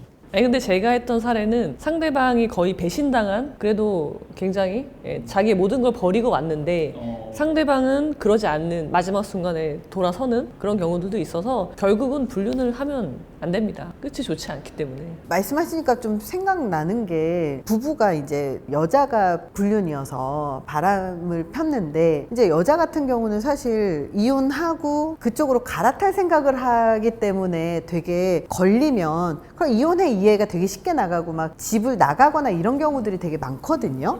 근데 그렇게 해서 걸려서 이혼해 그러고 나갔는데 이 상간남이 유부녀일 때는 이혼하면 나랑 같이 살자, 결혼하자 이런 얘기를 막 하다가 헤어지고 집 딱 나오니까 헤어지자고 남자가 결과적으로 이혼을 하더라도 그 사람하고 결혼하거나 그런 케이스들이 그렇게 많지는 않아서 결국은 혼자 딱 떨어지더라고요. 낙동강 오리알이 되더라고요. 이 사건 할 때 보면은 가정 불화가 있는데 시어머니 통해서 결정사 알아보는 분들 꽤 있어요. 자기 아들 더 좋은 데로 장가갈 수 있다. 그런 믿음과 신념이 있는 거예요. 시어머니들은. 그래서 결정사에 서류 보내가지고 아들한테 너무 걱정하지 말라고 그러는 분도 꽤 있습니다. 그래서 우리가 꼭 해야 되는 게 그 혼인관계 증명서 있잖아요. 요거를 정말 위임장 들고 가서 띄지 않으면 이게 안 되는 경우들도 있어요. 진짜 그런 거 막 속이는 사람들이 있거든요. 그래서 제가 결혼정보 회사에서, 그러니까 우리 회사에서 만나서 결혼한 남자분인데, 그러니까 한 여자분이 와가지고 결혼 상담을 하는데 자기 남자친구가 이제 변호사고, 근데 이 사람이랑 좀 만나서 결혼을 하려고 지금 생각을 한다 이러면서 막 이런저런 얘기를 하면서 얘기를 했는데 좀 느낌이 이상해서 우리 이제 부대표가 그 사람 이름 좀 알려주세요. 그래서 그 사람 이름을 검색을 해봤어요. 우리 네트워크에. 그랬더니 우리 회사에서 결혼해서 성혼비까지 낸 사람이었던 거예요. 이혼 소식을 못 들었었던. 그러니까 그 남자는 그 앱 같은 데에서 만나가지고 이렇게 여자 꼬셔가지고 바람을 폈던 거죠. 저는 그 고등학교 3학년짜리 여자애가 사무실을 찾아와서 엄마가 바람을 피는데 잡아야 된대요. 그 왜 아빠가 안 오고 네가 왔냐? 왜? 그러니까 엄마가 바람 피는 게 확실한데 이거를 잡지 않으면 아빠가 엄마를 죽일 거라는 거야. 그래서 아빠가 되게 무서운가 보다. 그러더니 아빠가 경찰이래. 형사.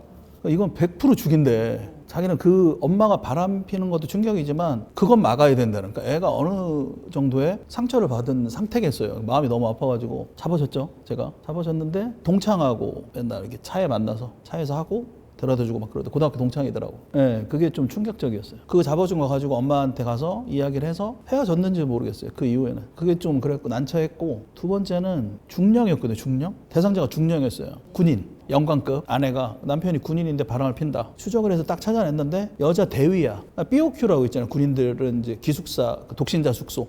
BOQ. 거기서 생활을 하는 여군인 거예요. 그래서 우리는 정상적으로 조사를 해서 알려줬지. 이 사람하고 이런다. 뭐 이제 계급 때문에 그런 건지는 뭔지는 내막은 모르고 어쨌든 얘를 만난다. 만나고 호텔도 간다. 그리고 뭐 부대 안에서는 모르겠다. 이렇게 했는데 의뢰인이 이제 거길 쳐들어간 거야. 우리는 알려줬잖아요. BOQ로 가서 두잡이를 했을 거 아니에요. 걔를 완전히 막 쑥대밭을 만들어놨거든. 근데 이 여자가 잤어 그 다음날. 그 상간녀가. 내가 너무 충격받아가지고 이거 너무 좀 그런 게 아닌가 되게 후회도 됐고 약간 좀 슬퍼진다 그때 얘기하니까. 그래서 일에 대한 그런 일 좀 없었으면 좋겠어요. 좀 안 죽었으면 좋겠어요. 울컥한다 갑자기. 그래서 상간녀긴 한데 그거는 이제 민사적인 문제인 거고 사실 간통이 아니니까 좀 안타깝더라고요. 근데 저는 이런 게 되게 그런 뭐 생각을 할 수는 있지만 이게 되게 안 좋고 하면 안 된다고 생각을 하는 이유가 뭐냐면 우리가 예전에 심리 실험에서도 헌혈을 선택제로, 그러니까 원하는 사람만 헌혈을 하는 제도를 갖고 있는 데가 있고 원래 그냥 주기적으로 해야 되는 데가 있어요. 예를 들어서 그러면 주기적으로 당연히 해야 되는 데가 먼저 헌혈률이 훨씬 높아요. 예를 들어 장기기증도 장기기증을 다 해야 되는 게 루틴이야. 그 법적으로 돼 있는 국가가 있고 장기기증은 선택제인 국가가 있어요. 그러면 장기기증률 자체가 필수인 국가에서는 당연히 누구나 장기기증을 해야 된다고 느끼기 때문에 장기기증률이 높아서, 그런데 선택이야. 그러면 장기기증률이 현저하게 낮아지거든요. 그러니까 이거하고 똑같은 얘기예요. 결혼을 했을 때 법적인 혼인이 루틴이야. 그러면 결혼을 하면서도 이혼할 생각을 하면서 결혼을 하는 사람은 없어요. 그렇기 때문에 결혼을 하더라도 혼인을 더 잘 유지하려고 노력하기도 하고, 반면에 어차피 이혼 안 할 거니까 더 퍼지기도 하고, 이 양면성이 있잖아요. 근데 만약에 5년에 한 번씩 갱신을 해야 된다라고 생각을 하면 어차피 너랑 5년밖에 살지 않을 건데 뭐. 그러니까 더 빈번하게 다른 사람을 찾아 나갈 가능성이 더 높아지는 거죠. 그래서 이렇게 뭐 5년 갱신제 이러면 되게 불륜이나 이런 것들이 오히려 약간 폴리아모리처럼 돼버릴 가능성이 되게 높지 않을까? 그런 생각이 좀 들었어요.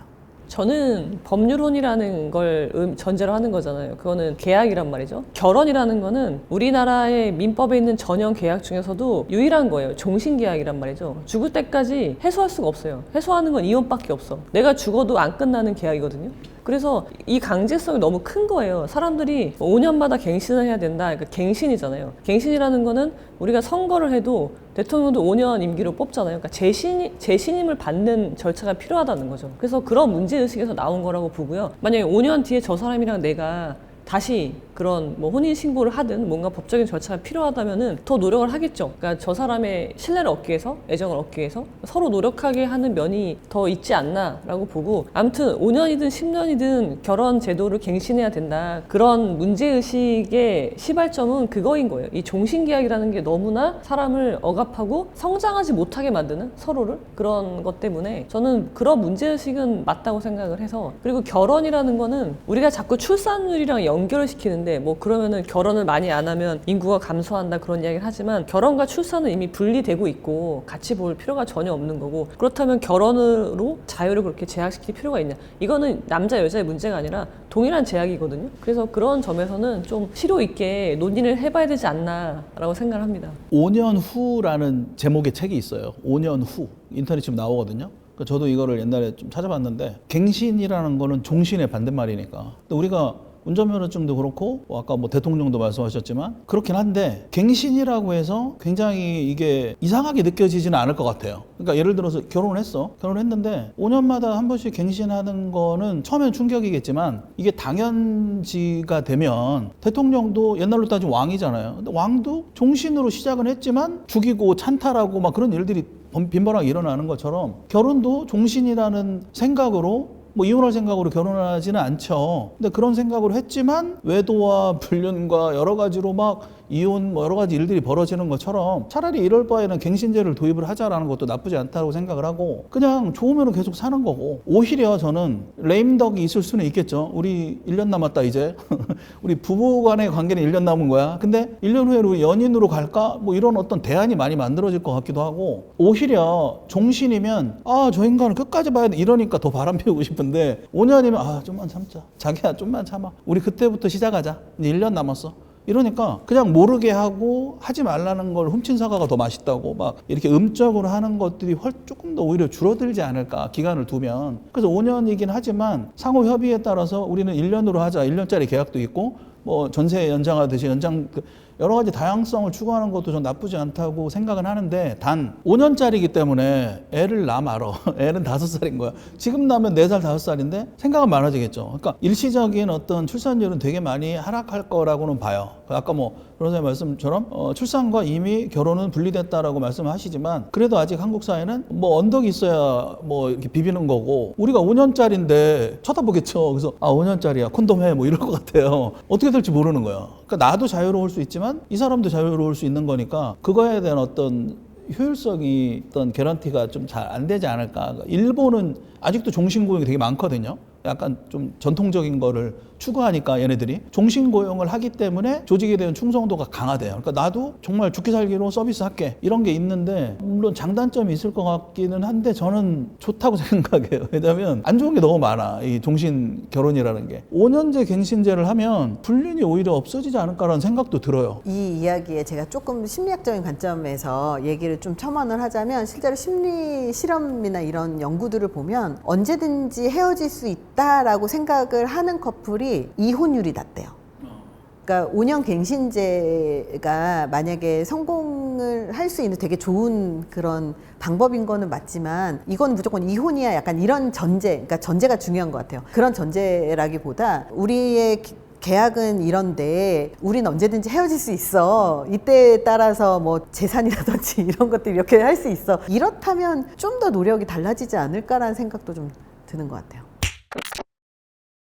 작년 5월 남편의 폭로로 화제가 됐던 사건이 있습니다. 제보자는 30대 중반의 남성으로 9년 연애 끝에 결혼을 하게 됐습니다. 이 부부에게는 2살 정도 되는 아이가 있었습니다. 여성은 수도권에 있는 예술고등학교 선생님이었는데요. 아내의 외박의 빈도수가 늘어나는 것을 보면서 남성은 외도를 의심하기 시작했습니다. 이 의심이 확신이 되는 데는 얼마 걸리지 않았습니다. 호텔 영수증, 여성이 다른 남성과 함께 있는 호텔 로비 CCTV 영상 등 확보하게 됩니다. 그런데 여기서 더 큰 문제는 호텔에 2살배기 아이가 함께 있었다는 거예요. 그리고 끝이 아닙니다. 여성과 함께 있던 다른 남성의 정체는 바로 여성이 근무하는 고등학교 3학년 제자였던 거예요. 물론 이 내용은 제보자의 주장입니다. 호텔에 함께 입퇴실하는 모습, 근처 음식점에서 입맞춤하는 모습 등이 영상에 담겨 있긴 합니다. 여성의 경우에는 뽀뽀를 해주면 더 힘이 날 것 같다고 해서 해줬다. 호텔에 가긴 했지만 부정행위는 하지 않았다라고 주장하는 상황이었다고 합니다. 논쟁 끝에 여성이 미안한 태도를 취했고 남성은 용서를 할 생각이 있었다고 해요. 하지만 친정집에 이 사실을 알려진 후 돌연 태도를 바꾸는 모습에 끝을 내야 되겠다고 결심을 한 후 짐을 챙기다가 보니 코스프레 의상을 발견하게 되고 무언가 묻어 있었다고 해요. 남성은 직감적으로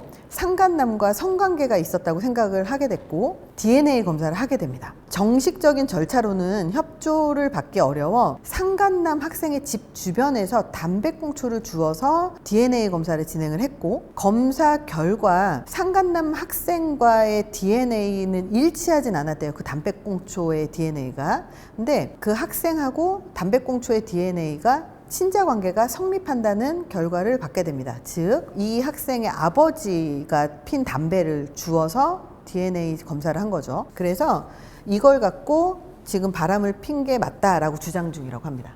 이 학생의 나이가 상간남이죠. 상간남의 나이에 따라서 형사 범죄가 될 수 있죠. 폭행, 협박으로 성관계를 하지 않았어도 합의하에 했어도 그 나이에 따라서 형사 범죄가 될 수 있고요. 그리고 아이를 2살짜리 아이를 모텔에 데리고 간 행위는 정서적 학대로 볼 여지도 있지만 보지 않을 가능성이 더 높아 보이고, 왜냐면 아이가 자기의 인식이나 그런 게 아직은 발달해 있지 않았다고 볼 수도 있어서 아마 그 부분은 형사 범죄로 봤을 때, 물론 민사 책임은 당연히 발생하는데 정서적 학대 부분은 되지 않을 가능성도 좀 있어 보이는 것 같아요. 일단 남자가 거의 이제 탐정이 된 거예요. 호텔 드나드는 거 찍고 또 증거보존 신청을 해서 그 안에 카메라도 뒤진 것 같고 그러니까 이제 아기를 데리고 간 것도 그 과정에서 알아내고 남자 집에 잠복을 한 거죠. 지금 잠복을 해서 담배꽁초를 하나만 수거했겠어요. 주변에 있는 걸 다 수거를 했겠죠. 그 이제 사설 그런 업체들이 있거든요. DNA. 그러니까 그런 거를 유전자 검사를 한 것 같고 되게 많은 노력과 이런 집념을 보이긴 했는데 뭐 데리고 살아요. 이런 여자를 정리해야죠. 그리고 애기 데리고 만나는 경우가 은근히 많아요. 애기들 어렸을 때 인지를 할 수 없기 때문에 잠깐 얼굴 보는 거지. 예를 들어서 유부녀인데 잠깐 시간을 낼 수 있는 거는 마트 가는 시간. 그럴 때는 애기 카시트에 태우고 상간남을 만나는 경우도 빈번히 있어요. 근데 얘네들은 호텔을 그냥 간 거죠. 그냥 갔는데 호텔을 갔는데 앉았다라는 거는 말이 안 되는 거죠. 목욕탕을 갔는데 옷만 갈아입고 나왔다 하는 거하고 똑같은 거고. 근데 결론은 뭐 우리 저기 변호사님 항상 말씀하는 이혼이 답이다. 빨리 이혼해야죠. 뭐 이렇게까지 에너지를 쓰면 이 사람 트라우마만 더 세질 것 같아요. 근데 저는 이런 거 보면서 부모 자격 없는 사람들이 너무 많은 것 같아요, 요즘에. 왜냐하면 2살짜리라고 하더라도 물론 인지가 안 된다고는 하지만 그 남자하고 예를 들어서 잠자리를 하는 그 시간엔 방치가 돼 있을 거 아니에요. 방임이란 말이에요. 사실 이것도 정서적인 학대일 수 있고 방임 자체가 학대거든요. 그래서 이것도 학대에 해당하고 그리고 실제로 보면 아이들 데리고 막 술집 가가지고 친구들 만나서 술 마시고 막 이런 부모들도 되게 많잖아요. 젊은 부모들. 네, 젊은 부모들 그런 분들도 되게 많고 그래서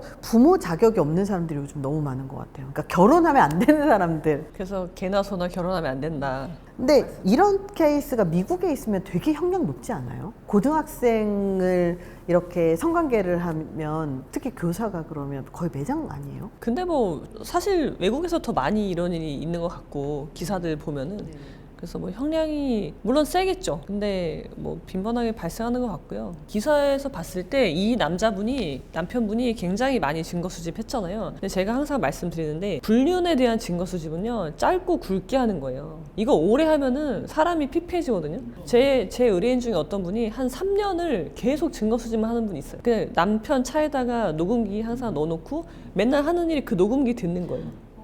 차에서 하루 종일 녹음이 되어 있으면 몇 시간씩 되거든요. 그거를 계속 듣고 혼자 고통받고 결정을 못하고 증거 수집만 계속하는 건 좋지 않고 빨리 결정을 내리셔야 되고 남편분이 처음에 알았을 때 이혼하지 않기로 같이 용서하기로 했다는 부분 있잖아요. 저는 그거 이해가 안 되거든요. 이거는 저 사람이 불륜을 하는 건 이상하지 않아요. 쟤는 원래 그런 애야. 이제 사람에 대한 평가가 끝나는 거죠. 구등급이야 만약에 쓰레기야 그러면은 쟤는 구등급이니까 저렇게 행동하는 건 이해가 되는데 그럼 나는 왜 이러고 있느냐 사실 그게 더 문제거든요. 그거를 원인을 찾아내셔야 되고 이혼밖에 없으면 이혼하셔야 되고 그리고 아마 이 경우에 아이 양육권이 문제될 수 있는데 이런 경우라고 하더라도 아이가 너무 어리기 때문에 엄마한테 양육권이 갈 확률이 아빠보다는 더 높다는 거죠. 그래도 포기하지 마시고 아이 양육권을 철저하게 내가 주장하고 아예 분리시켜야 돼요. 엄마랑 아들을. 그렇게 해서 소송을 통해서 양육권자 인정을 받으셔야 될 것 같아요.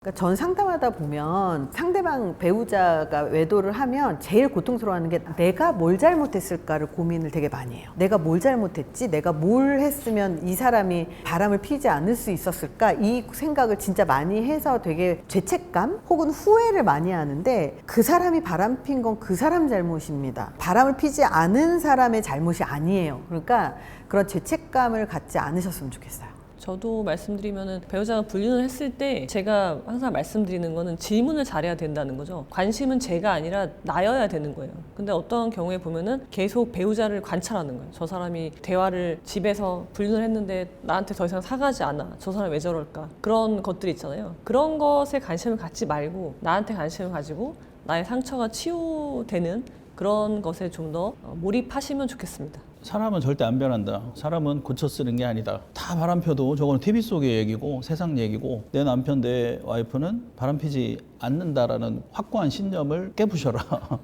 얘도 필 수 있고 나도 필 수 있다. 왜냐면 이걸 깨기가 쉽지 않죠. 왜냐면 내가 선택한 결혼이고 이 신념을 깬다는 건 자기 부정이라는 생각을 하는 거거든요. 그러니까 사고를 좀 유연하게 생각을 해서 누구나 다 범죄자가 될 수 있고 누구나 다 노출이 될 수 있고 인간은 연약한 존재다라는 거를 알고 예측 불가능한 일이 언제든지 벌어질 수 있는데 나는 그거에 대한 대비를 해야 된다. 대비. 가장 중요한 건 내가 다치지 않는 게 제일 소중하다. 중요한 거는 이제 내 행복, 내가 상처받지 않는 게 가장 중요하고 그렇다고 무조건 신뢰하지 말라는 얘기 아니고 그냥 다 의심을 하면서 이렇게 하면 내가 힘드니까 그럴 수도 있고 저럴 수도 있고 그래야 너도 필 수 있고 이런 생각을 좀 대비를 해놓으면 좋겠다. 그래야 다치지 않는다. 그 생각이 들어요. 수고하셨습니다. 수고하셨습니다. 고생하셨습니다.